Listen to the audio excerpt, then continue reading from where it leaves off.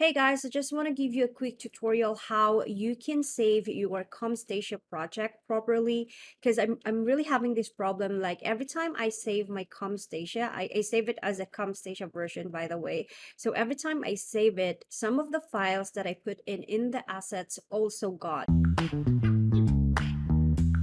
Like it when I play it, it's literally broken. Now I just realized that I'm not doing the right way of saving the Camtasia file, because instead of saving Camtasia, what you need to do is save it as a zip file. So to do that, click the file, and then go into the export, and then you have two options, by the way, which is the zip project for the Windows and the project for the Mac. Now I need to come up with a different version because sometimes I work on my Mac, so we'll zip first on the Windows version, obviously. So um landscape, or G YT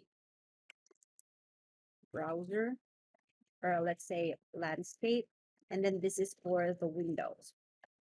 Okay, and what I really like about this zip project is it's not just saving the Camtasia file, but also the assets that you put in the project. Like if you have these pictures over here, these are like the common problem I'm facing. Like some of the pictures, like PNGs and stuff, are missing when I save it as a Camtasia standalone. So saving as a zip file will solve that problem, and you won't get any, you won't get encounter any problem with the missing assets. So